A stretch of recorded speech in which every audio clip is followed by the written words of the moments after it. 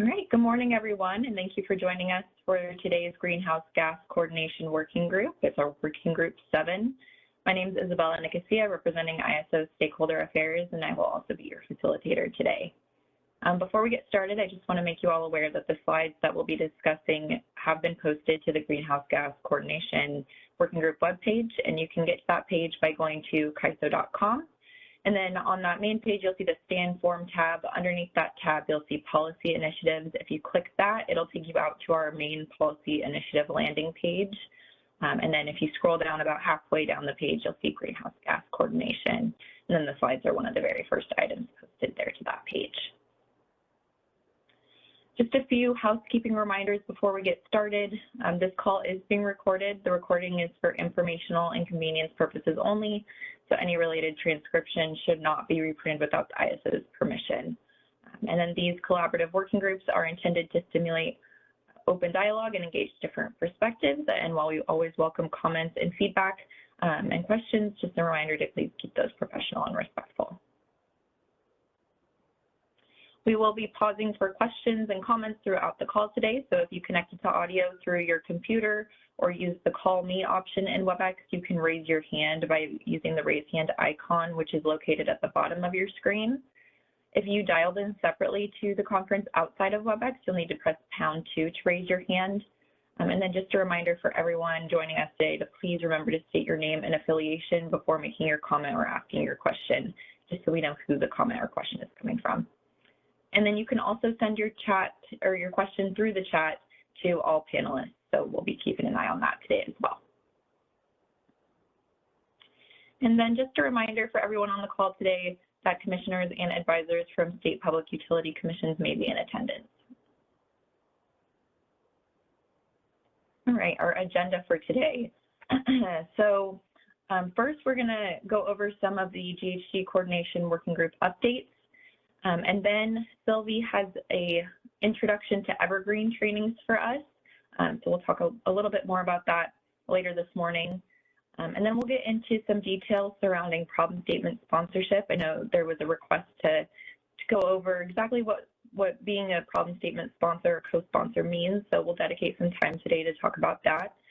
And then Kevin will give us all an update on the average emissions rate data rollout. And then we'll spend some time later this afternoon going through the refined metrics problem statements. So we did receive quite a few metrics requests that weren't necessarily tied to distinct problem statements. So what we've done is taken those metric requests and tried to reflect them based on the feedback we've received into problem statements. So we'll go over those later today as well. And then spend some time at the end of today going over some content related to emissions reduction policies. So that discussion will be led by Anya Gilbert and Alyssa Case-Wetter from BPA. And then we'll wrap up today with some next steps.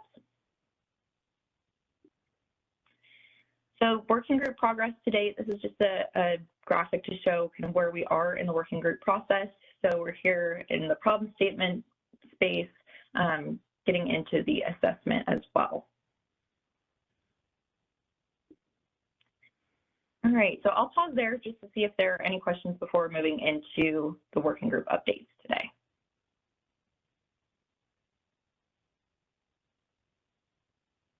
All right, then let's get started. So we did receive some feedback on, what prioritization of topics or problem statements is determined by, and we received some feedback that prioritization shouldn't be determined just by Slido polls and live polling, just because there may not be full representation during the meeting and may not be as accurate as we want. So I just want to remind everyone that prioritization of topics and problem statements is determined by a number of things, right? So first, it's determined by stakeholder interest level, and this is gauged through verbal comments during the working group meetings and then written comments submitted after the fact.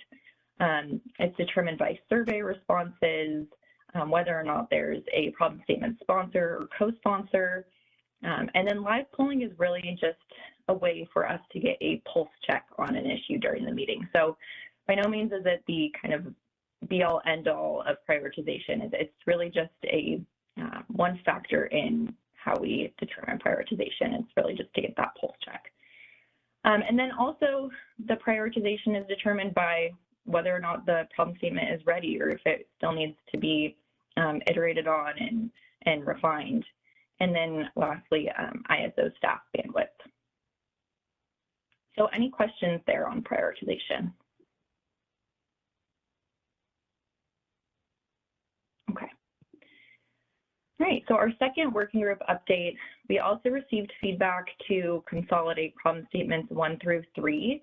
And the feedback here was indicating that these problem statements all appear to relate to issues within the current attribution methodology, which may result in adverse outcomes, including the displacement of internal GHG resources or increased instances of secondary dispatch. And so I believe we received some feedback on this from WPTF, VSTRA, and PG&E. And so I just wanted to pose this to the group and see if there is, collective consensus that these problem statements could be consolidated and gauge the interest level in doing that. So any feedback here on this proposal to consolidate?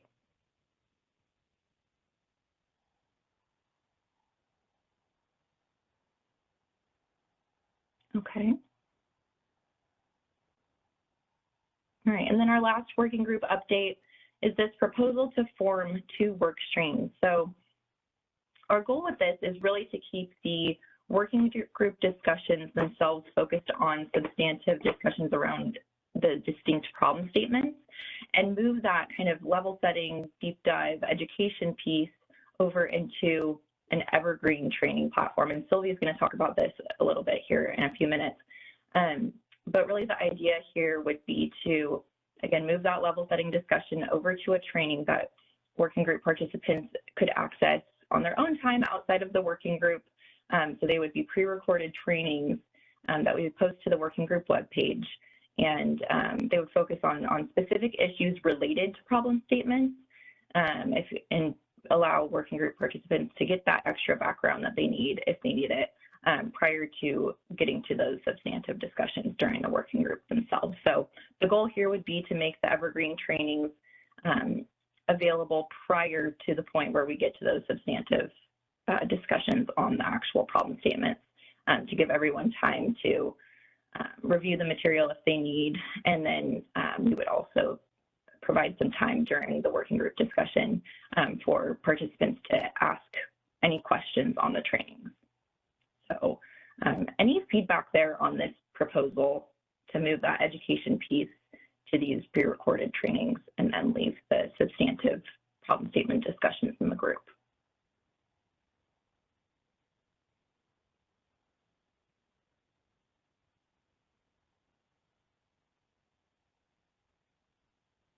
All right, not seeing any hands.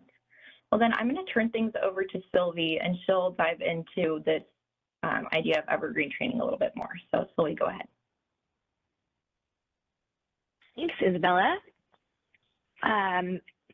We are starting to develop these evergreen trainings because we've heard a lot from stakeholders that they want to understand a number of topics related to the technical underpinnings of GHG attribution and the counterfactual approach. We've heard stakeholders ask for explanations of examples in the business practice manuals, as well as examples of other things that we haven't necessarily put together yet. And we've heard this call to make sure that there's alignment across the stakeholder community on all of these technical details that are related to GHG design. At the same time, we want to make sure that we're using your time properly, meeting stakeholders where they are. And some of you may be new to centralized electricity market design, and it might take a little bit more. So we want to be able to give that to you on your own time. Great. So this is the introduction to evergreen trainings. We're going to be putting together these pre-recorded trainings that are intended to respond directly or indirectly to the stakeholder feedback and requests that we've gotten and may get in the future, and give stakeholders access to that important technical information on your own time. The series is intended to be continuously updated and made relevant to ongoing stakeholder discussions. And as Isabella noted, we want to intersperse these with these live discussions. So on the next slide, we'll talk a little bit more about logistics. But in the offline world, we're going to publish some commonly asked questions via FAQs on the GHG coordination working group page. When you go to the stakeholder website under GHG coordination, we'll have a sheet there. And we want to make sure that you, the stakeholder community, has all of the resources that you need to understand these trainings. So once we publish the first training, Isabella will send instructions on how to submit those questions and inquiries. But please let us know if there's other ways that you would rather submit questions or ways that we can refine the feedback process as we develop and publish these recordings. Great. So Stakeholder Affairs will let you know when these trainings will become available, including instructions for submitting questions. We'll also provide links to these trainings, not only to the GHG working group page, but we're going to be working with the Learning Center. And they have lots of really good trainings on more basic and universal concepts like basic price formation, how the market clears. So if you need refreshers on that, we'll make sure that all of those materials can be found in the same place. And then beginning in March, we want to set aside some time in the working group discussions themselves to have a live Q&A. We thought this was a good idea. Especially me, I came from grad school to the ISO, and we had these pre-recorded lectures, which were amazing. I didn't have to get out of bed. And then we only had 20 minutes with our professors to have that Q&A, but it was a great way to consolidate your time and make sure you really understood things before having that live discussion. So that's the concept here. And I'd like to get feedback to see if this flow will work for stakeholders, or if there's other functionality or feedback loops that stakeholders would be looking for. You can also let us know through comments, but I see Bonnie.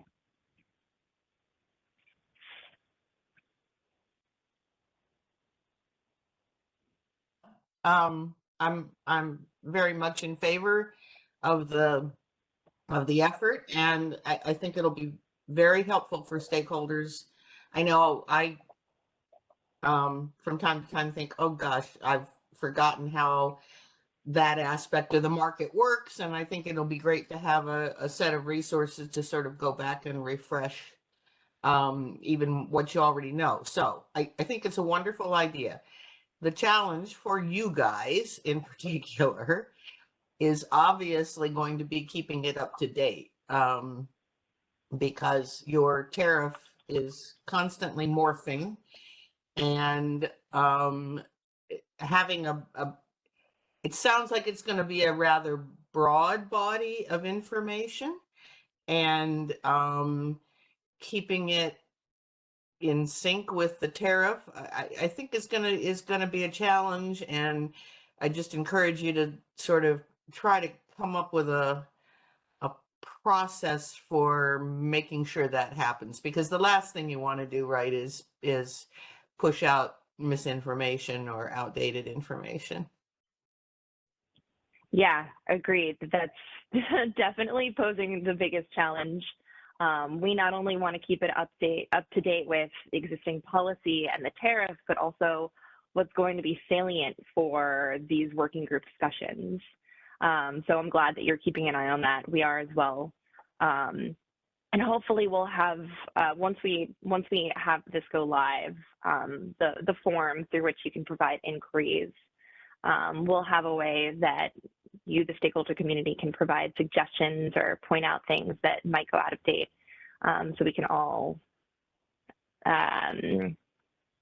be vigilant in making this body of work as relevant as possible.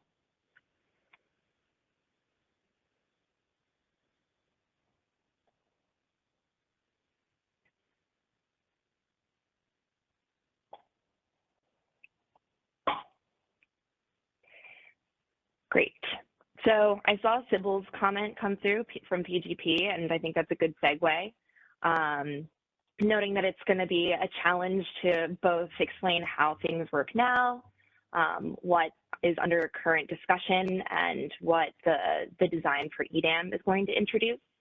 So I'll note that the very first trainings that we have been working on are going to be very basic and hopefully universal for a long time to come. For example, least cost dispatch and setting market prices. The second piece of that for under the umbrella of GHG attribution is understanding the export allocation constraint. So that's the megawatt quantity that the market optimization then finds megawatts out there to attribute to a GHG area, and how transfer constraints play into that. If you recall Kevin's presentation on the basics of GHG attribution a bit ago, he explained how the constraints are really important in figuring out what might be secondary dispatch or what might be actual attribution. So we're going to start putting those pieces together and then build on those basic examples. And as we build on those basic examples, it would be great to get feedback from the stakeholder community on what other examples might be helpful and what questions you have that we should eliminate moving forward. So these first examples that we're putting together are just examples that already exist in the Western Energy and Balanced Market Business Practice Manuals. So not only can you play along watching the recorded videos, but you can also read along in the BPS.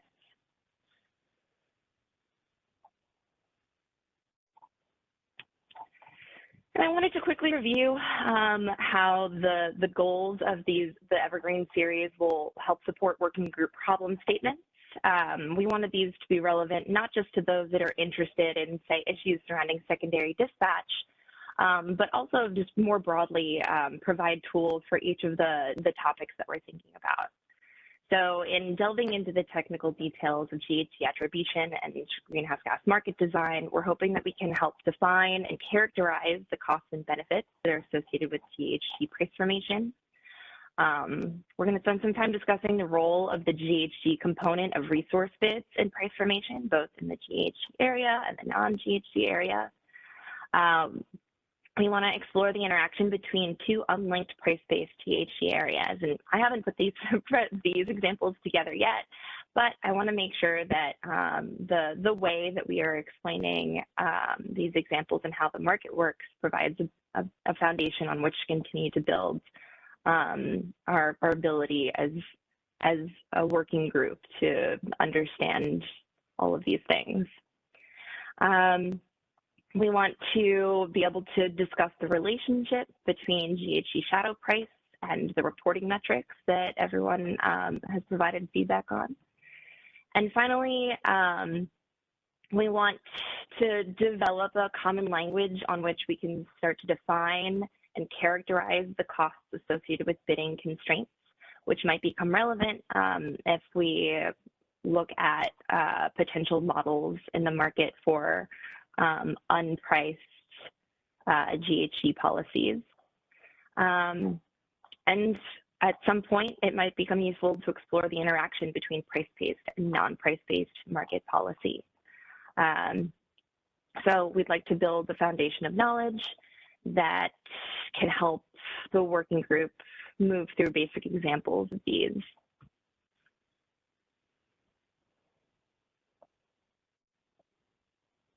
Next slide. And you'll note that on the GHG coordination stakeholder page in the consolidated problem statement document, we have a preliminary section which we've been colloquially calling problem statement 0. And it's a list of questions that we commonly hear from stakeholders, and I've listed them out on the screen. And I've been sort of using this as guide rails to make sure that we check off these boxes. But as we continue to develop these, you're welcome to let us know what other questions you might have, more specific or otherwise, that we can help use to inform the development of the Evergreen trainings.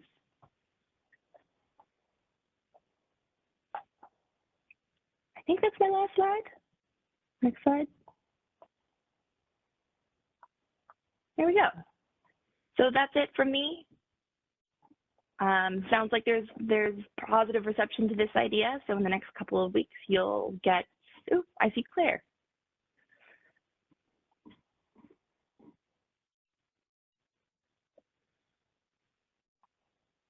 Question. I'm trying to get my head around exactly how the training fits into the broader work group. Could you go back a slide, or I think it was the last slide? Yeah, I'm not sure I'm following this, particularly the last two columns, the emission tracking and reporting and beyond price-based greenhouse gas policy. Given that we're just, we have a lot to sort through in this work group, are you suggesting that the Evergreen training begins to compile materials on this before the work group has discussed them and come to some resolution on them? I suspect I'm just being obtuse, but if you could speak to that a bit more, I'd appreciate it. Well, maybe the slide itself is obtuse, so I appreciate the question. On discuss the relationship between the GHG shadow price and the reporting metrics, that is a goal of the working group, as you've noted, so I don't intend to preempt that.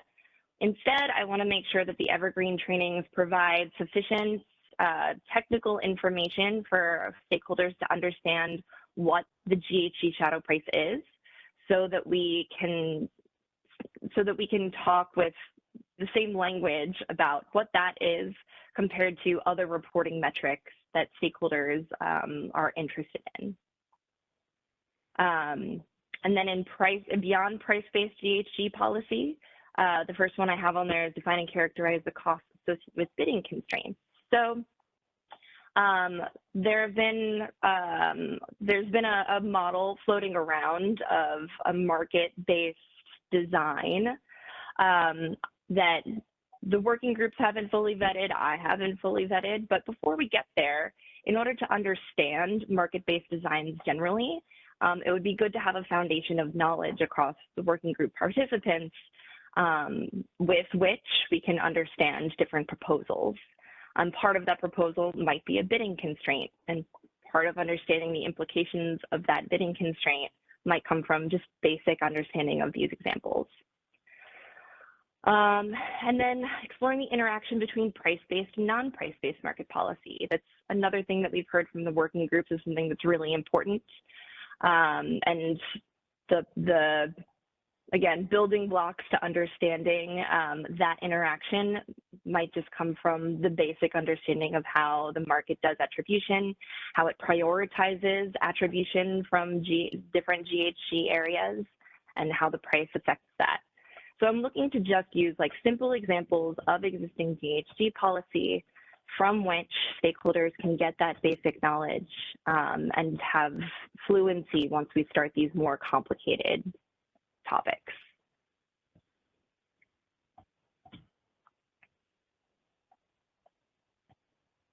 But for the moment, I'll note for the moment, we're really looking on and responding directly to questions that we've got from stakeholders on the current GHG design and the design that we'll see once EDAM goes live. So in the very near future, what you'll see is a direct response to questions that we've gotten from stakeholders. We also want to make sure it's relevant and long-lasting.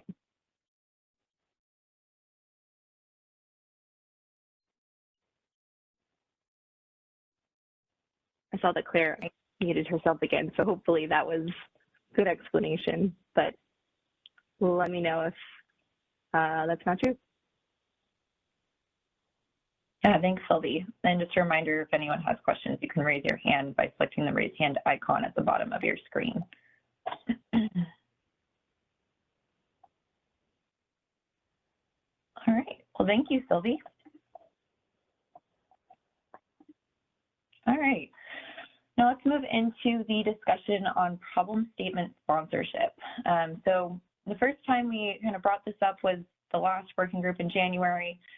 This was actually a recommendation that we received in written comments. I believe it was from SCE. So thank you for this suggestion, SCE. There was a pretty good level of interest in moving forward with this concept. But there were some questions surrounding, what does it really mean to be a problem statement sponsor or co-sponsor? And so we wanted to dedicate some time today just to go over, what that might look like. And, we really want these working groups to be stakeholder-led, stakeholder-driven. And so we don't want to prescribe what a problem statement sponsor or co-sponsor may be, but we have provided some approaches to consider just to kind of get this discussion started. And so some approaches could be, ensuring that a problem statement is sufficiently defined and illustrated. Or it could be proposing or providing illustrative data or information needed to inform or assess the problem statement. So if your organization has expertise in a certain area, that would be beneficial to the problem statement discussions, then that would be a good opportunity to come in and present to the working group. It could also be identifying milestones relevant to prioritization. So if your organization is aware of any regulatory deadlines or market changes or anything along those lines that would have direct impacts on a topic that we're discussing or a problem statement that we're discussing, that would be good to know. It could also be proposing a solution to the problem statement. So these are just some of the approaches that we kind of mulled over at the ISO. But really want to get the group's feedback on these approaches and see if there are any other ideas you may have on what it could be to be a problem statement sponsor or co-sponsor.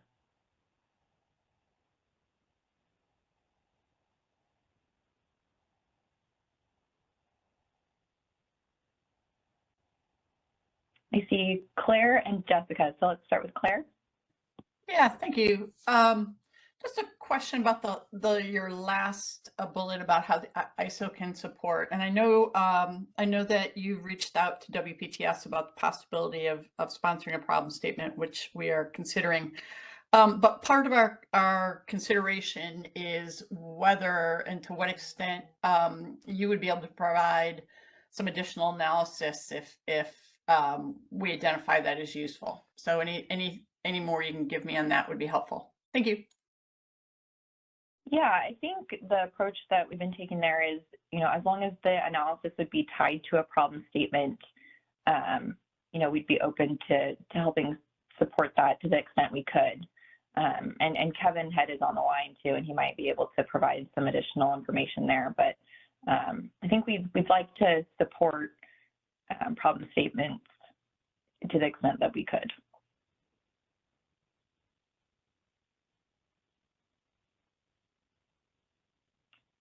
Okay, Jessica. Looks like you unmuted me. Hi, Isabella. Good morning.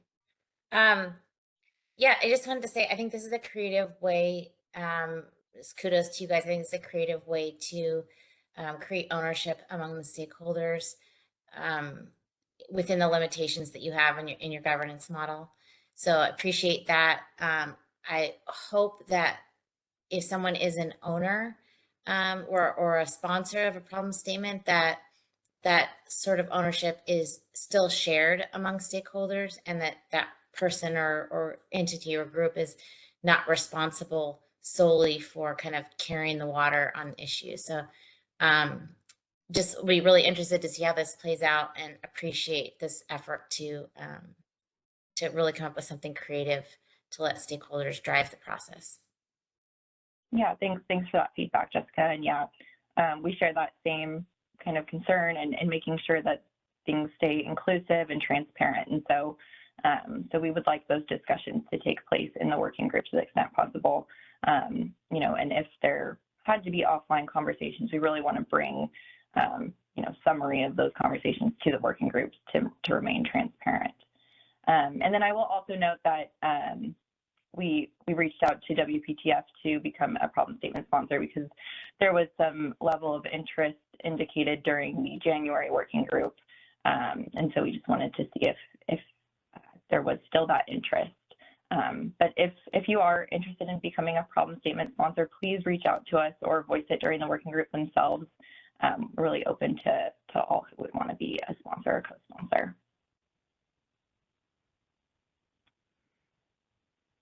Any other feedback here on this sponsor co-sponsor discussion and how the ISO could best support the sponsorship.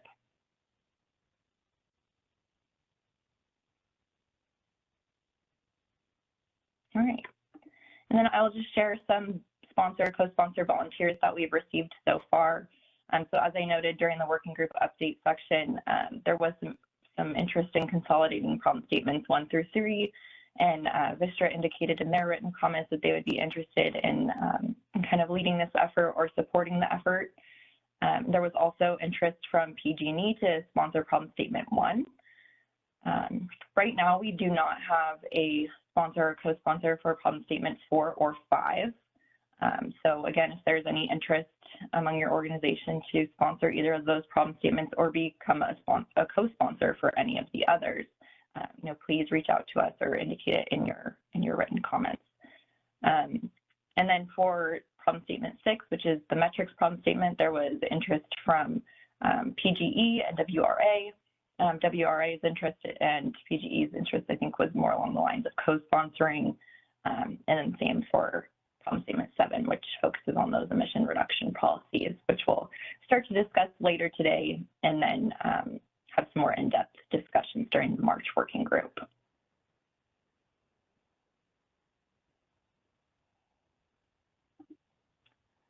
All right, before I hand things over to Kevin, are there any questions before we move on to this next topic?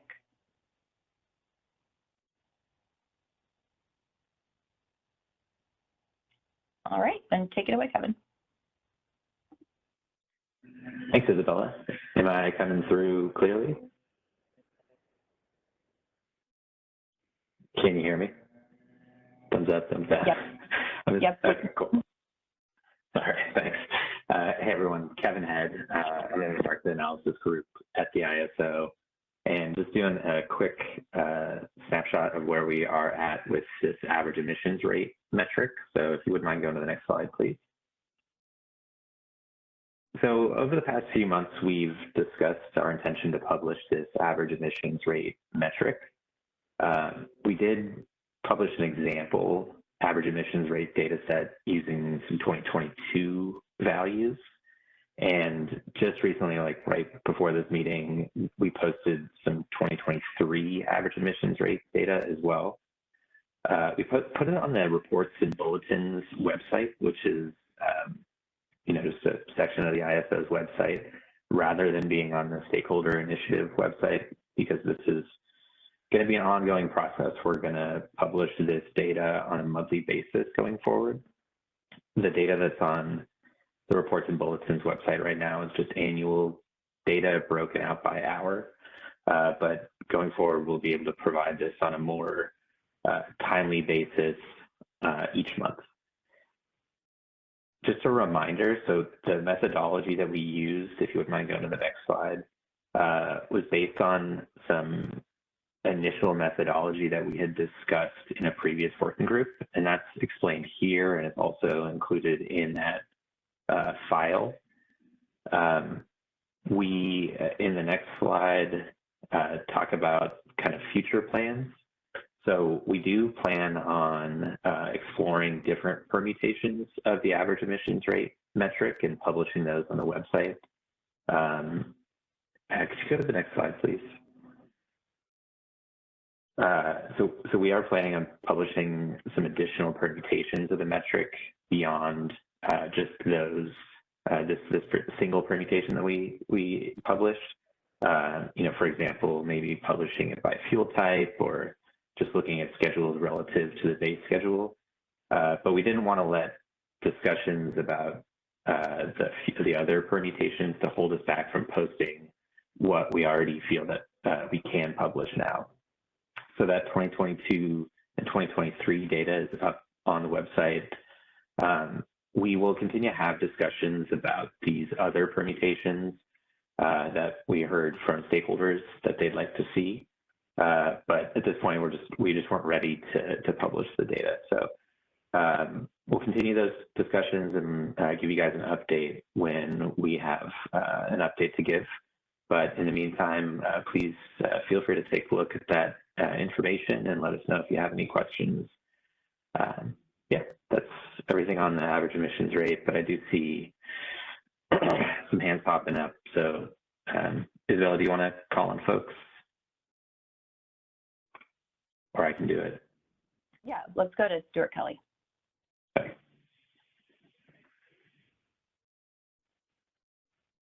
A little bit lost in the order. I know that there was discussion around the average emission rate, and it may well be needed to support some state reporting. It'd be good to get some context on that. Is that why you've driven ahead with this particular reporting metric, and as well as you know, probably publishing more detail? And I'm trying to understand where that fits with. We were talking about the metrics last go round that we wanted reported on, and we haven't had an update. So things seem out of sync. And if ISO was going to publish an average emission rate anyway, why are we discussing it in this stakeholder group?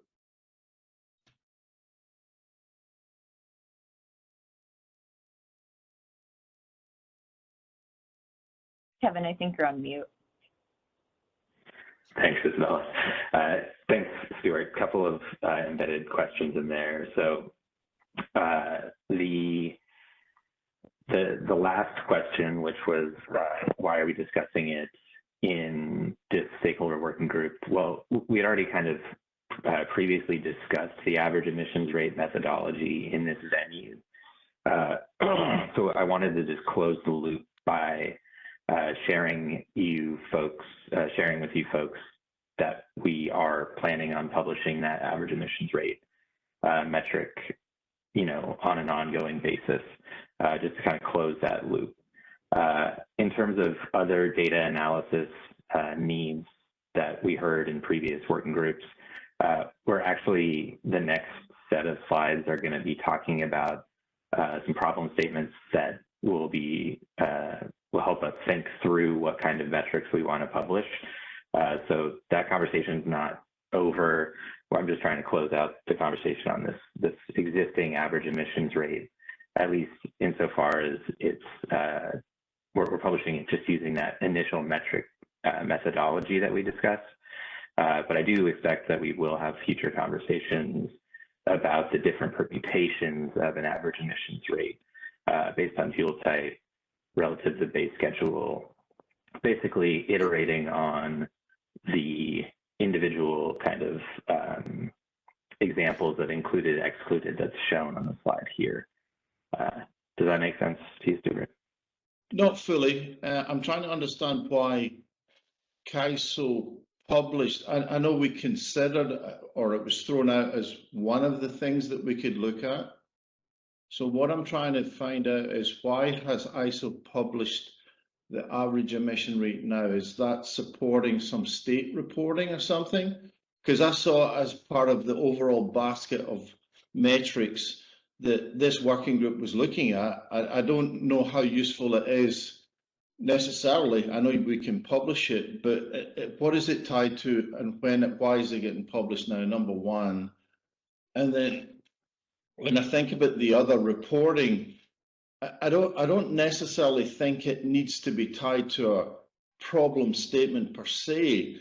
I think we've said this in multiple working groups. We want data, because data will help us analyze and may well throw out future problem statements. So this trying to tie everything, particularly data or reporting to a particular problem statement at this time, I don't think is fully encapsulates the need. Does that make sense?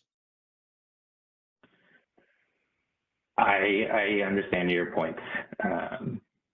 Yeah, in terms of why we published this one, it was one that we'd already discussed, and it seemed like we heard some initial feedback on it and kind of had a clear understanding that stakeholders wanted it. The next section will have a more robust discussion of other metrics or other permutations on this average emissions rate metric. So that's what I can offer. Stakeholder, you guys got the feedback. It would be good to know, what groups are looking for this average data. I don't know how informative it is, but it doesn't seem to be tied to state reporting. I know we discussed it, but I hadn't realized we had concluded it should be published. That's number one. And I think it would be good if CAISO could recognize that, you know, we need data in these working groups, and it doesn't have to tie necessarily to a problem statement. I would like at least acknowledgement of that as a request, would be extremely helpful. Thanks.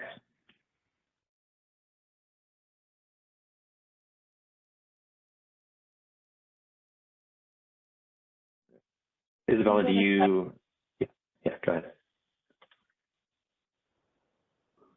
Yeah, could we unmute Claire? Thanks.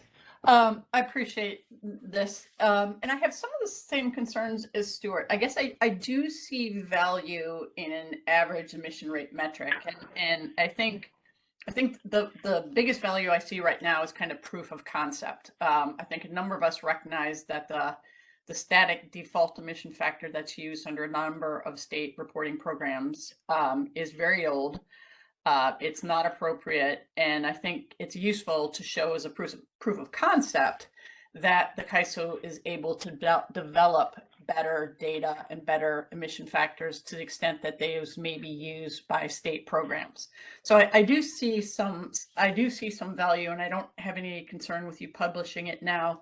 But I also agree with Stuart that a lot of the stuff that we are talking about later on with respect to the data elements, and I think they're problem statement 6, are also relevant to this metric. And I guess what I would want to know is, in your continued exploration of how the the average emission rate evolves, will that also take into account the discussions that we're beginning to have on problem statement 6? In other words, you know, in addition to these sort of things, we would like to, for instance, see an average emission factor done on more, on a different subset of resources in the CAISO grid, for instance. So I would just like to hear a bit more about how you see the interaction of the evolution of the average emission rate metric with other metrics that we're going to discuss. Thanks. Yeah, so great question. And I don't want to step on the toes of the conversation we're going to have coming up, but, you know, we feel that in order to appropriately, you know, reflect stakeholders' interests in setting data-related problem statements, that we do want to have a discussion about what's driving the requests for the data, like what's the underlying need for the data. And that, I think, is going to be a good forum to have a discussion of the different permutations of the average emissions rate. So I do see that, you know, future discussions of an average emission rate that, as you said, focuses on a subset of resources, that type of thing, would best be held in the context of discussing the problem statements. And then from there, we'll be open to, once we refine those problem statements, you know, exploring the internal efforts of publishing the data. So I hope that answered your question, Claire. Let me know if it didn't.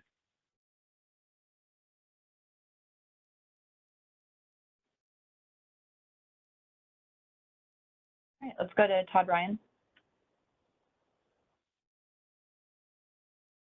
Yeah, thank you very much. I just appreciate you publishing data, and then it's interesting to, I'm taking a glance at it now, and I would appreciate a forum to discuss the formulation further, so the calculation further. So let me know the appropriate time to kind of dive into the details.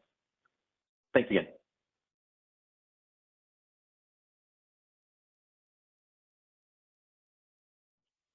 And then we do have a question in the chat just asking if the posted data also includes the data used to calculate it.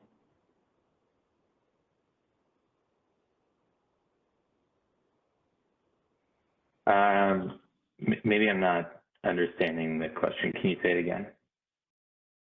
Yeah, it's the question's from Sybil, so maybe we can just unmute Sybil.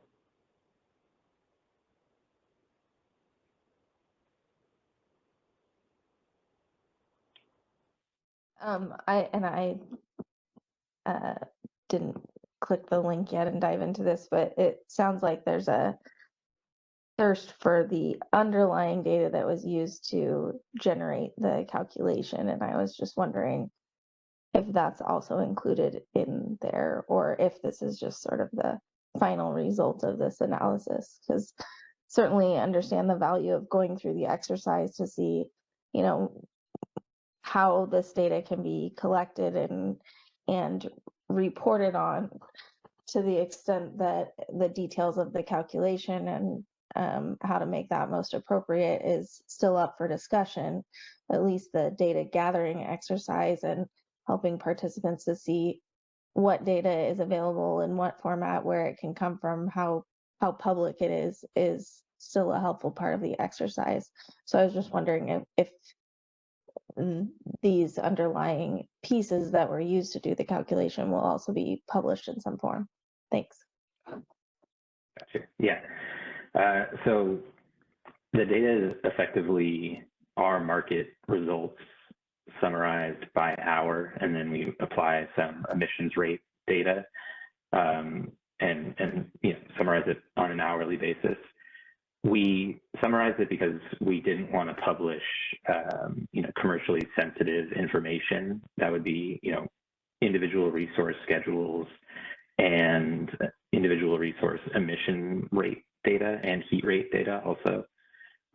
So that level of granularity likely won't be published because it's not something that we normally publish, but you know, there could be discussions of how to further, we expect there to be discussions of how to further disaggregate it, break it up and group it in different ways.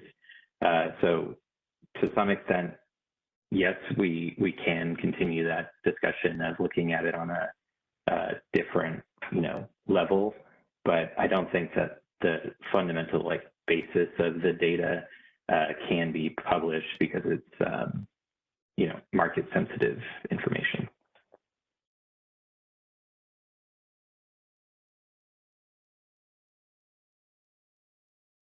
Thanks, Kevin. Are there any other questions for Kevin?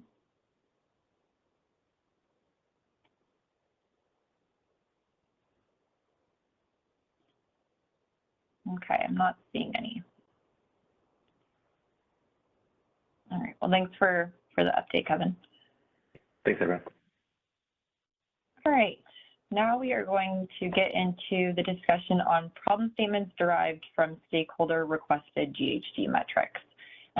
So we did receive quite a few metrics requests from stakeholders, and a lot of the metric requests weren't tied to distinct problem statements. And so what we've done is taken the feedback we've received and really tried to synthesize, you know, what problem these metrics would address.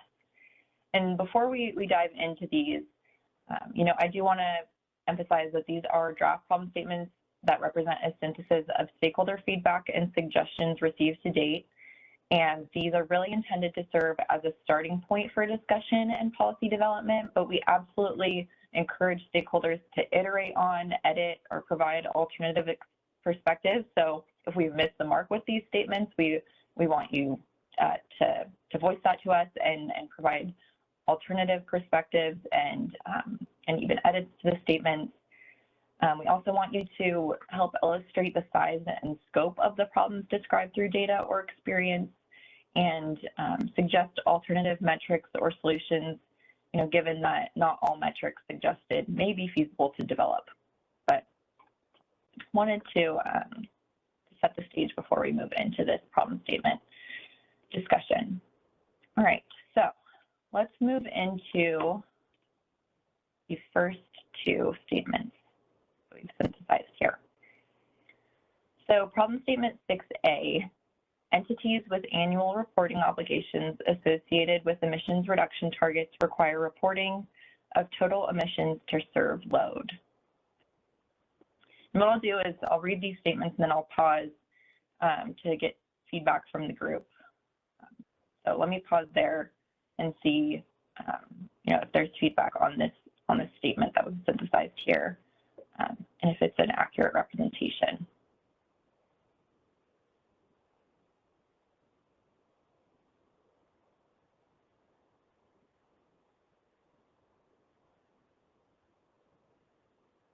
Claire, go ahead.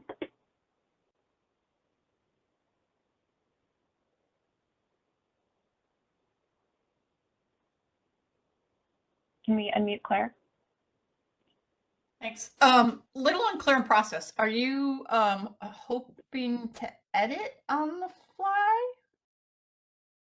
I think just we want to receive feedback, and if you do have edits, we can try to edit those on the fly as well, or at least take notes on how they should be edited. Okay. So just one initial reaction. I don't see how 6A and 6B are different. They seem to be addressing the exact same thing, but maybe I'm missing something. Okay. I'm interested to see if others are reflecting that as well. So let's read this one out as well and then pause. So LSEs and jurisdictions with emissions reduction policies must fulfill reporting obligations with state policies such as market imports to serve load or total emissions to serve load. So is there consensus in the group that, these two statements are really getting at the same thing? Is it reflective of, the stakeholder community and the needs? And Sylvia, I see your hand up. You can want to go ahead and unmute. Yeah, so one of the key differences I see here is calling out exactly what the reporting obligations are supposed to be used for. Are they state policies? Are we looking for market imports to serve load? Is it a total emissions metric? Is the entity a corporation that's looking to fulfill like ESG related obligations? So I think 6B provides a little bit more granularity that might help the working groups better develop a specific metric. And I also want to make sure that we're not, in creating these problem statements based on the metrics that we've seen, I want to make sure that we're not missing any of that detail in converting them to problem statements. So I wanted to highlight that I thought 6B was more informative to me as an ISO policy staff.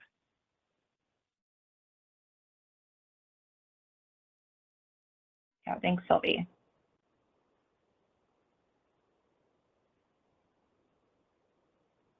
Any additional feedback from the group here on these two statements?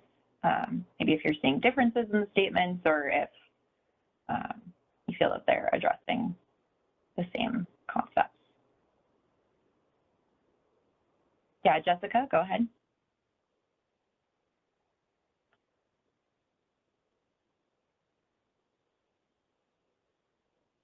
Could we unmute Jessica Zano? Thanks. Yeah, I'm with Claire. I'm really not seeing the difference in these two. They seem redundant to me. Maybe I get what you're saying, that like one has maybe more of a regulatory purpose and one maybe has a voluntary purpose or a corporate goal type purpose. But I think we could capture both of those in one statement. Okay. Would it be helpful? Oh, go ahead. I don't want to interrupt. I was just gonna clarify if I was understanding Sylvie correctly, that she was seeing 6B as more of a regulatory directive and 6A as a, more voluntary or corporate goal directive.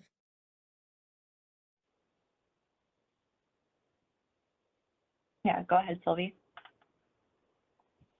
Yeah, I think I see 6A as a potential catch-all for annual reporting obligations, where 6B specifies what the reporting obligations are for. And I don't know if that makes a difference. To me, it seems like a state policy might be different than a corporate or a voluntary obligation.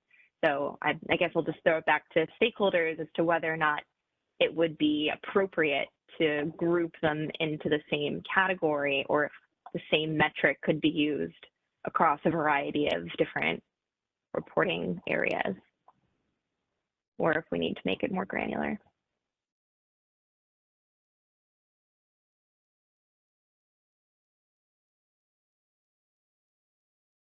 I see another hand up from Jonah Cabral.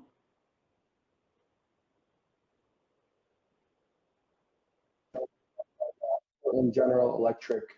Wanted to say we're definitely interested, obviously, in problem statement 6, and especially even if we do consolidate, we're very interested in the specificity of 6B. The language about state policy, because for us, that's really what we need for our reporting obligations. We need it to be very focused for the state policy level. So that language is important to us. Okay. And Jonah, were you with Portland? Sorry, you cut out a little bit. Yes, Portland General Electric. Okay, great. Thanks, Jonah. And then let's go to Claire too. Yeah, I'm just going to suggest, I don't feel strongly which one you keep. I think 6B is fine. I mean, I guess I would see that when we drill down into metrics, we're going to need to think about the needs of entities who are subject to particular state reporting obligations and make sure we accommodate all those entities, whether they be Oregon or Washington or California or somebody else. And that framework in developing metrics that accommodate those all entities will hopefully also be useful to market participants who may not be subject to a state policy, but would also have corporate policy goals. So I don't see 6A as being in conflict with 6B. I think we need to develop metrics that meet the needs of market participants broadly. Okay. Yeah, thank you for that feedback, Claire. And so what I'm hearing is maybe we could strike 6A and really focus on 6B. Is there consensus in doing that? And to the extent we did do that, is there anything left out of 6B that still needs to be addressed? I'm happy to get revisions on these statements and written comments from stakeholders as well. Again, we want these problem statements to be representative of stakeholder concerns and needs. Sydney, I see your hand up.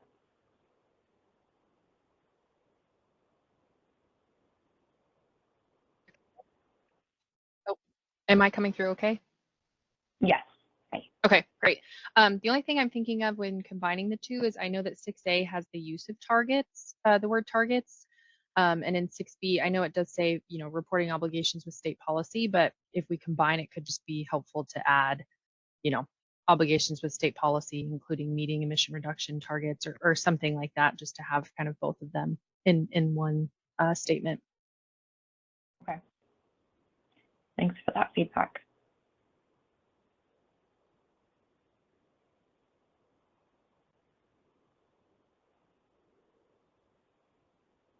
And, I also want to flag that there is, the door is always open for stakeholders to submit, your own problem statements specifying other non-state targets as well. So if there are still issues that haven't been captured in these synthesized statements as we go through, please feel free to submit those. All right. I'm going to move on then to 6C and 6D. So 6C, the unspecified emissions rate used by states with an absolute reduction program fails to reflect the accuracy of generation and consumption at a local level.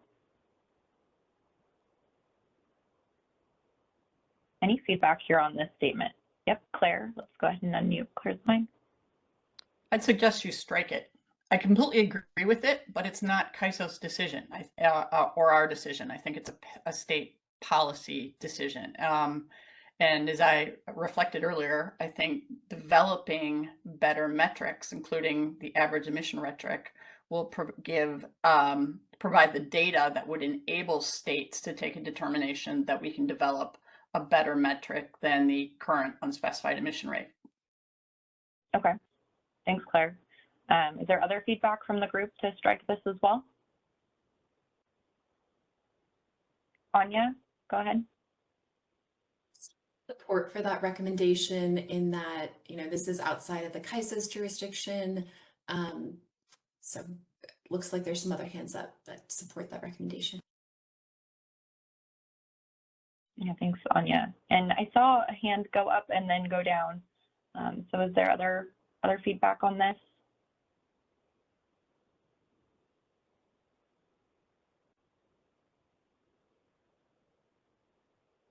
If there's support to strike it, then we can and move on to 6D.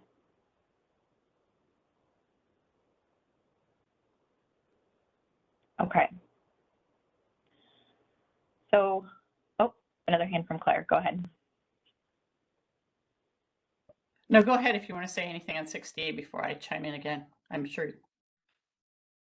Yeah, I'm just going to read it out to the group so we're all on the same page and then ready to take feedback. But 6D here is there's no requirement that the generation or tag data reported to Regis and the data arising from the ISO's GHG attribution be consistent with each other. And this could lead to the potential for double counting of the same megawatt hour of energy when jurisdictions deem GHG attribution as a claim on megawatt attributes. This might have negative implications for state energy programs. So Claire, happy to get your feedback on this statement. Yeah, so again, I don't disagree with it as a statement of fact, but I see it again as being outside ISO's jurisdiction. I think, you know, it's up to states in terms of their requirements for the clean energy programs to establish their rules for double counting. That said, I think everything we're going to be doing in terms of developing metrics and hopefully developing an attribution framework, I think is intended to help solve the double counting problem. So again, I would suggest that we strike this, not because I disagree with it, but because it doesn't do anything. I certainly agree that we need to address double counting, but I think our other problem statements give us a basis to begin doing that. Once we have completed work on greenhouse gas reporting and metrics, I think there is room to explore better coordination with Regis. But I don't see that this particular policy statement adds anything for our deliberations. Thanks. Okay. Thanks, Claire. John, let's go to John Rumble.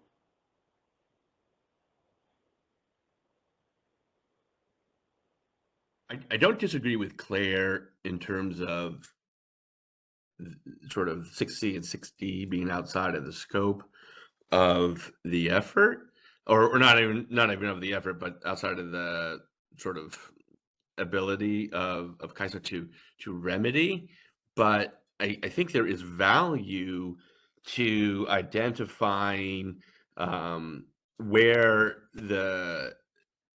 where there are disagreements or conflicts in sort of reporting or in attribution. And so while 6C and 6D may not have necessarily clear paths for resolution, hey, there's a problem, between, what CAISO is reporting and what, this policy or jurisdiction is reporting. I think the identification of, those conflicts or disagreements is very important, in having it at a sort of a central, location. So it's all of these different, entities are relying on CAISO, and then there's all a bunch of jurisdictions. So it is sort of central to CAISO where the disagreements or, reporting requirements, sort of manifest. And there may be real value in having a central identification point of all those conflict points.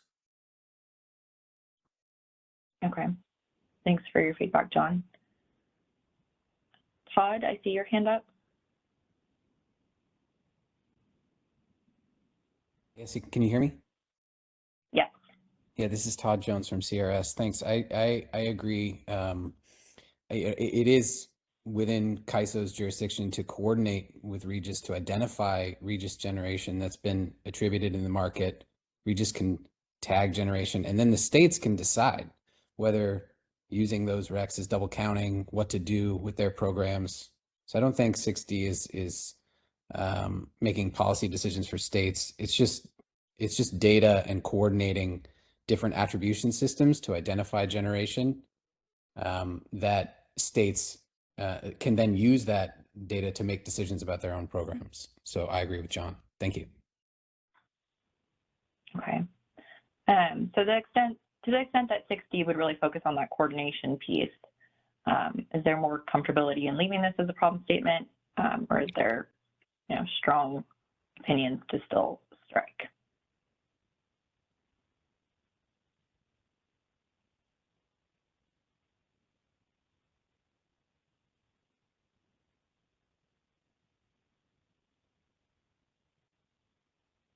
Any feedback here? Claire, go ahead.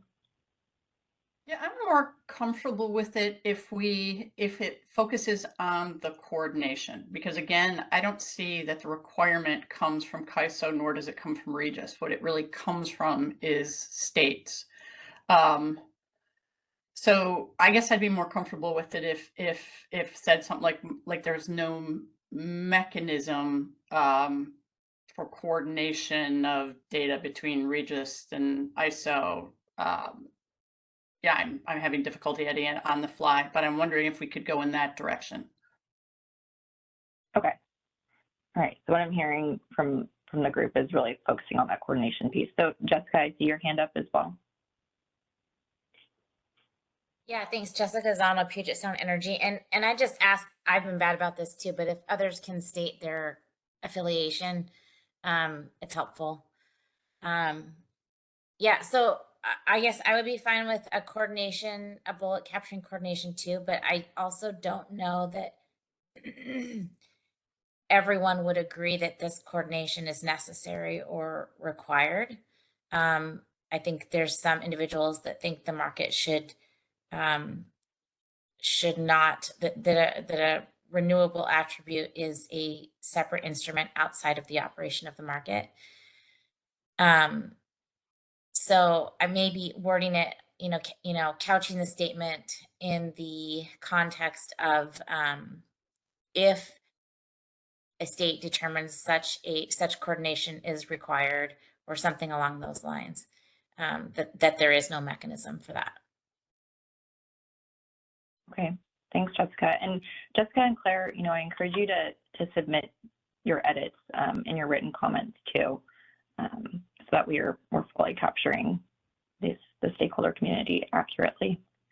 Will do. Thanks. Thanks. John Rumble. Hi, this is John Rumble from Southern California Edison. Sorry for not identifying myself earlier. Yeah, I don't disagree about the coordination. However, I would not necessarily say coordination is a problem statement as much as it's a solution path. And so what we're trying to do here is make sure we have the right problem statements.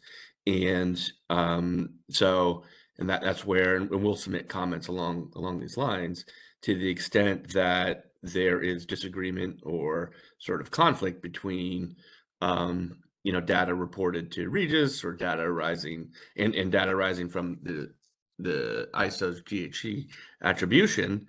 That's the problem. Okay, hey, there's a conflict. Then what do we want to do about it? But I think we need to identify the problems before we work towards the solutions, and we'll go ahead and put that in comments. Yeah, thanks for that feedback, John. Okay, is there any other input from the group on either of these statements before we move on to the next slide?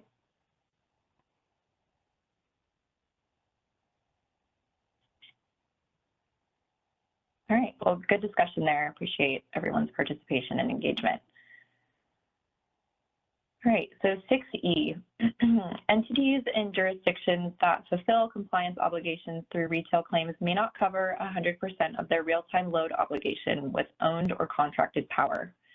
In jurisdictions where LSCs are responsible for both owned contracted power and real-time imbalance transfers, entities do not have sufficient information to report on the emissions intensity of net transfers. So any feedback on this statement, and if it's an accurate representation of feedback that either you've submitted or you've read?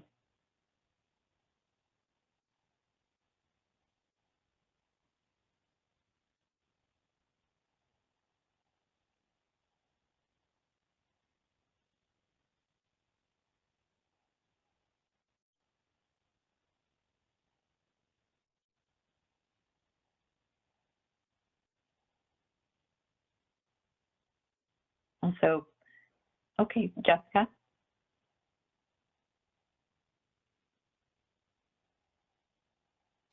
Thank you, Jessica Zana, Puget Sound Energy. I wonder if the person who raised this could explain it. I'm not tracking it. I don't understand it. Yeah, sure. So Sylvie's on the line. I might call on Sylvie to explain this statement a little bit more. Sure. So this is a synthesis of stakeholder feedback that we got on these metrics. And I tried to generalize it sufficiently so that stakeholders or entities in these jurisdictions could let us know if this accurately reflects their situation or not. But what we're hearing is that in jurisdictions where entities have compliance for a load-based program, meaning they need to show their regulators that they have owned or contracted power of a certain emissions intensity, that they might also rely on real-time imbalance transfers. They also participate in the EIM.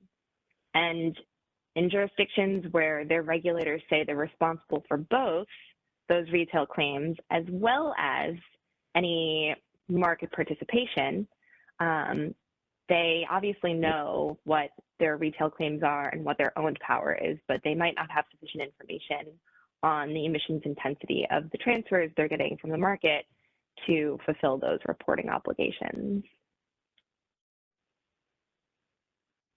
Okay. Yep. I'm tracking. I think that's like CETA as an example. Yeah. Maybe I'll suggest a little bit of wording to clarify. Thank you. Appreciate it. Yeah, thanks for helping clarify too.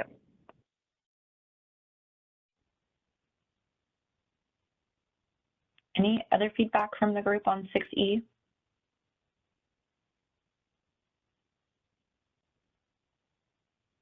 And if you also have ideas on clarifications that should be made to this, please submit those as well. Okay, we'll move to 6F. There's a lack of transparency into the emissions intensity of the marginal resource. Publication of a marginal emissions rate for the GHG area and EDM footprint may provide insight on the cost of emitting resources, which could be used to help shape how organizations bid resources into the market. Looking for feedback here on this statement as well, if it's an accurate representation of feedback.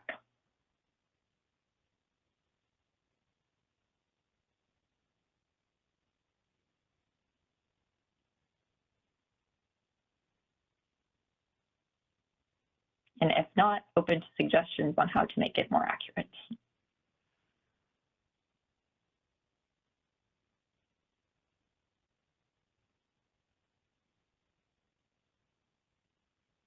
All right, I'm not seeing any feedback here. So we will move on to our last problem statement related to metrics, so 6G. Backfill dispatch is defined as potentially higher emitting resources backfilling to serve load in non-GHG areas because clean resources that would otherwise be serving those areas are instead attributed to GHG areas. There's no current metric that accurately assesses whether the ISO's GHG attribution process leads to resource backfilling and/or secondary dispatch. Using base schedules to estimate backfilled or secondary dispatch may be inaccurate and misleading because resources-based schedules are not optimized and not reflective of optimized transfers between non-GHG areas. As a result, stakeholders are unable to assess the relative benefit of reducing secondary dispatch through the optimized counterfactual compared to using base schedules as the baseline. So any input here on this problem statement?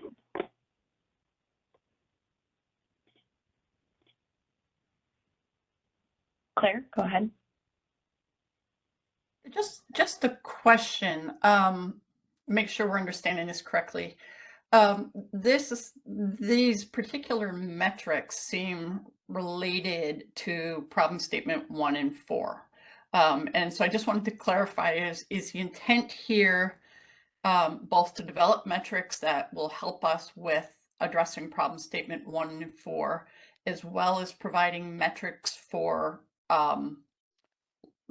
longer term ability to assess how well the market is addressing backfill dispatch? Yeah, I think, some of these metric requests are definitely related to other problem statements that we're discussing. And, I'll open it up to the group too, if there's feedback on how this would address, problem statement 1 or 4. But, to the extent that these metric requests would support other problem statements, we're open to those discussions as well.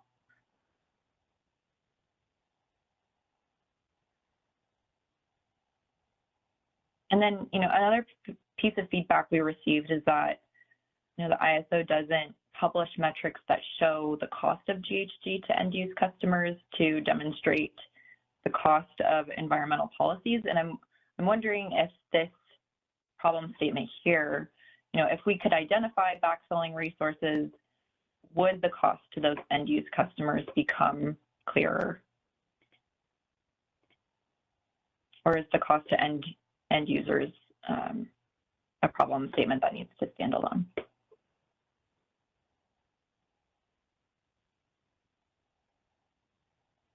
Stuart, go ahead.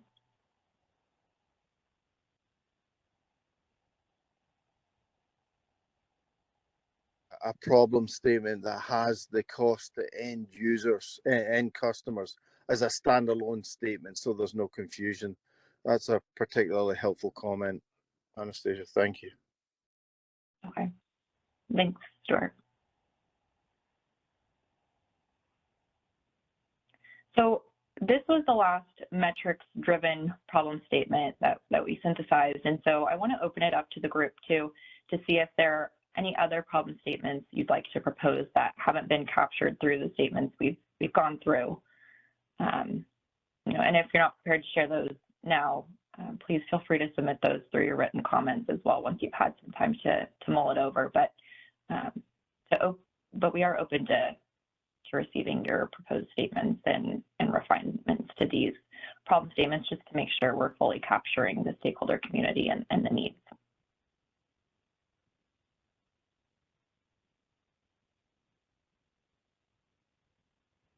And I also want to emphasize that it's the problem statements that drive the prioritization of analysis and metric development. So in order to get to that analysis phase and potential solutioning, we first need to identify the problem as accurately as possible. So.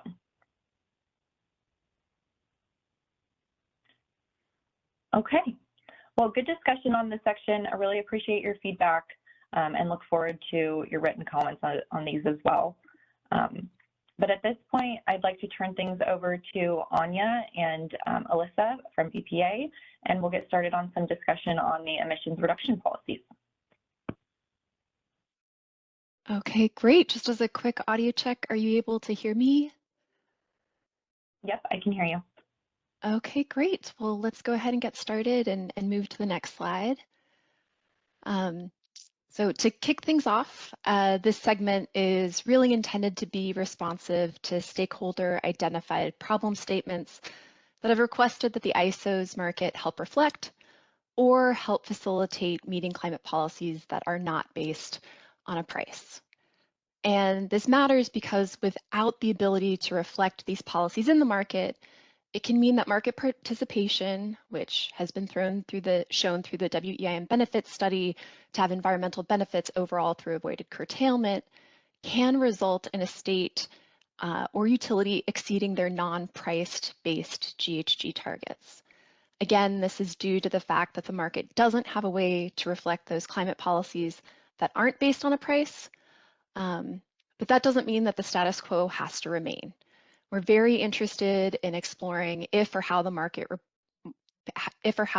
itself or through reporting, we could support our stakeholders in meeting various climate policies in the West. So this is very early in the stages of this conversation, and today we'll mostly be describing the scenarios we've heard that should be reflected and getting your feedback. And so with that in mind, the goals of this segment of the presentation are really to reflect the various scenarios that we've been hearing and getting your feedback that pertain to various climate policies in the West that are not based on a price of carbon. We'd also like to discuss if these scenarios could be addressed through the market or potentially a post-dispatch accounting framework. And I'll note that Alyssa from BPA is here to join in and help facilitate that conversation. And lastly, I'd like to understand if any stakeholders want to present at our March meeting on this topic. We already have one presenter lined up, that's Doug Howe, who's planning on presenting a potential solution to scenario A for states with a declining cap. And there's room for other folks to come and present. And this can either be on relevant climate policies, issues that should be considered when looking at a non-price-based approach, or looking at potential solutions like Doug Howe will be presenting. Next slide. So I'll tee up our current problem statement that we've drafted as a working group, which is really the basis for the scenario discussion. I'll observe that it seems to be missing the state perspective on just having a declining cap. But the problem statement today reads, there's not a market mechanism in states with a declining cap on emissions for utilities to ensure that load is served by generation and wholesale market transfers that meet those emission reduction targets, for utilities to offer generation to the market on a portfolio basis, regardless of that point of consumption that meets the state's emissions target over a given period of time, or for the market to have a mechanism to reflect both that declining cap and price on carbon for those states that have both policies in place. Next slide. So the consideration slide here is to kind of have the group look at the following 4 scenarios through the lens, chiefly which of these scenarios may require a market mechanism versus which could be addressed through a post-dispatch accounting framework. And to that end, I'll turn things over to Alyssa to talk a little bit more about what it could mean for these scenarios to be addressed through that post-dispatch accounting framework. So Alyssa, go ahead. Thanks, Anya. And thanks to the CAISO for providing the opportunity to talk a little bit about this sort of post-dispatch accounting framework that we think could begin to address some of these, I'll call them non-pricing program needs. This isn't a topic that is important to Bonneville. We do sell a lot of power to retail utilities in Washington, and they're subject to not just the CCA, which is a pricing program, but to CETA as well. And we sell a lot of power to utilities in Oregon who are not subject to Oregon's HB 2021, but they have reporting requirements on emissions in the state, and for their own local utility reasons, they really care about the emissions that are reported to Oregon. And so that's where Bonneville's interest is in facilitating discussion on all of this. The remainder of the slides that the CAISO is going to talk to speak to potential dispatch-based approaches.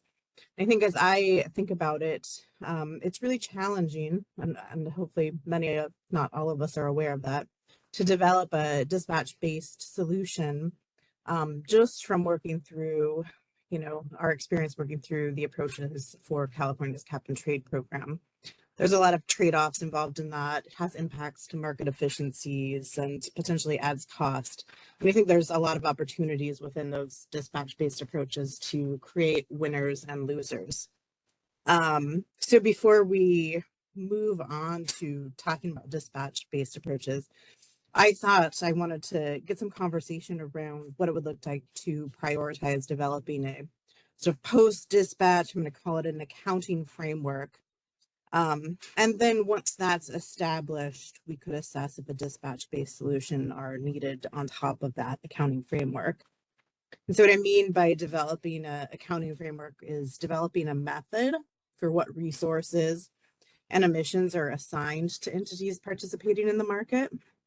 So it's post-dispatch, it's after the fact accounting, but it would have some sort of pre-established method that we would develop for how it would be done. It would form the basis, I think, of what is reported to states under various programs or is claimed by utilities for their own metrics and meeting their own GHG goals. This slide is just one suggestion of how it could be done, something that's been on my mind. And I'll speak to it a little bit, but I don't want anybody to get necessarily too caught up in the details of the specifics of what it's proposing. I'm putting it out there as more of an example so you can understand what I mean by accounting framework. And so as I've thought about it, the starting point for this sort of methodology would ensure that entities are assigned resources that they own and resources that they've entered into forward contracts for. And to the extent those resources are being dispatched by the market, then the framework would ensure that they are assigned to that entity. But again, don't get too caught up in that. I think that what's really important here is that it is a post-dispatch accounting framework that we would be prioritizing developing. I think that we could, from that sort of owned and contracted resources, and I think I heard this come up in the earlier problem statements, then look at where needed, assigning some sort of market-driven emissions factor to reconcile differences between owned and contracted resources that are dispatched in a given time frame and what's needed to meet an entity's load obligation.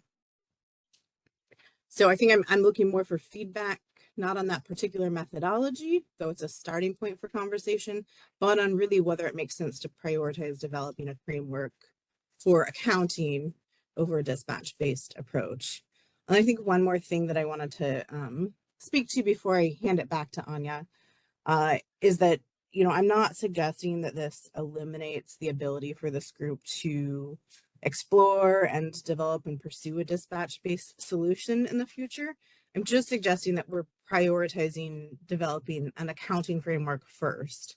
I think once we have that established and we have some experience on how it works and data on how it's working, then we may have a better idea of whether a dispatch-based approach is needed in the first place and really what form that might take on based on sort of what outstanding needs we're identifying beyond what this accounting framework could provide. I think this will be easier to develop, not easy to develop, but easier than a dispatch solution. Probably something that we can have in place sooner because I see some of these needs sooner rather than later versus spending significant amounts of time trying to develop a dispatch-based approach. And I think at least for Bonneville, the sort of accounting framework like I described would go a long ways in meeting our needs overall. And again, if we're still identifying gaps after this is established and we have some data, hopefully we can all better articulate what those gaps are so we can have sort of a focused next discussion on what would be needed, if anything, for a dispatch-based approach. So thank you again for the time. Anya, I'll turn it back over to you. I think I'm really interested in what others' reactions to this are.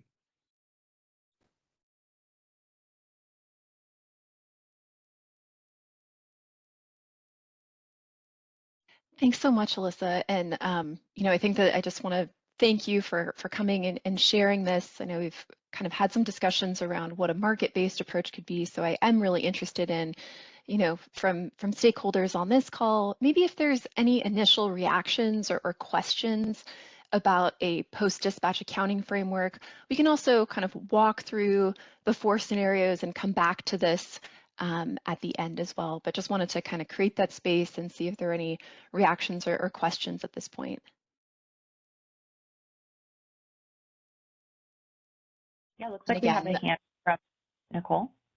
Okay, great. And again, these are initial thoughts, but yeah, let's hear from Nicole. Hi, this is Nicole Hughes from the Public Generating Pool. We just want to +1 this this framework or topic of conversation. You know, we want to make sure that we exhaust all possible solutions that come from a post-dispatch accounting framework like Alyssa said, and then, you know, come around and see what that accounting framework, you know, where the gaps are before instituting a more complex dispatch solution. So thanks, Alyssa.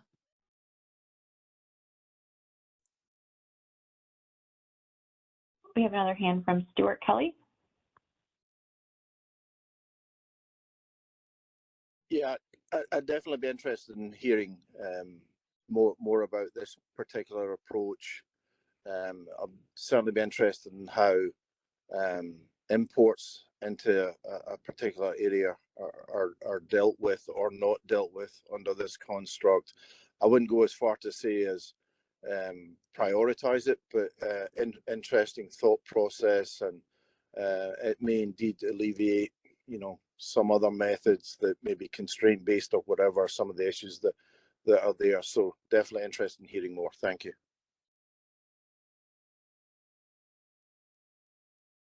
Thanks, Stuart. Let's move to Jessica Zano. Thanks. Yeah, Jessica Zano, Puget Sound Energy. Puget really strongly supports this option and supports prioritizing exploration of this option. We think it really nicely reflects kind of the uniqueness of the West and sort of our, you know, historic bilateral framework, and honoring that framework within the context of a market. So we very much support this and support more exploration. So thank you. Thanks, Alyssa.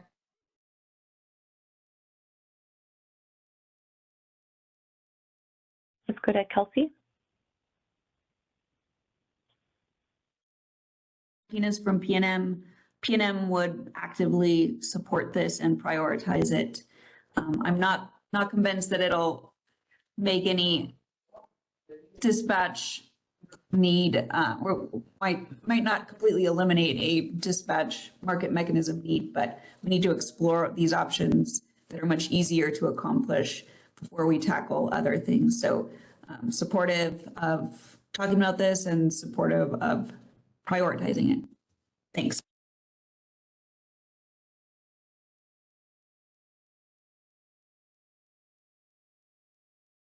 And then we have another hand from Todd Jones. Hi, this is Todd from CRS. Yeah, I support this as well. I do think it highlights the need for coordination with other accounting frameworks. I think coordination has to be a part of the discussion. I don't think we can pursue the development of a new accounting framework without talking about how it relates to or interacts with other accounting, instrument systems. That accounting framework would need to be coordinated with existing accounting systems that are used for resource-specific retail delivery claims, whether related to the resource type or the emissions, doesn't matter. If we have multiple systems or frameworks in the region for accounting for generation attributes, emissions are an attribute, then we run the risk of double counting. And again, it's up to different jurisdictions to decide what to do with that information. But if we're talking about developing a new accounting framework for attributing emissions that could potentially be reported for retail deliveries and purchases, there are existing systems that are used for that purpose. And so we would need to develop that new system with an eye towards how they interact with other existing systems. Thank you.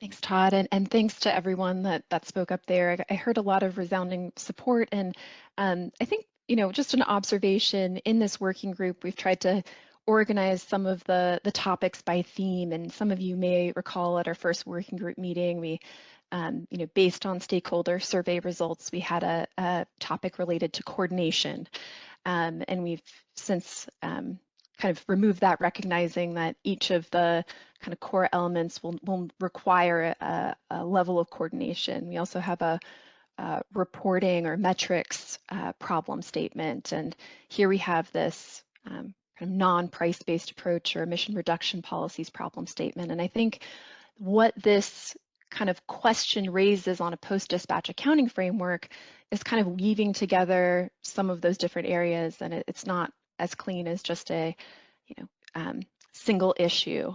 And I think kind of an open question that I have on this proposal is, where this solution ends and reporting begins. And in some ways, first hearing it, I thought, oh, this is just a reporting aspect, and maybe it belongs in the reporting problem statement section. But I think it's a good lens for us to think about in terms of a stepwise approach to getting to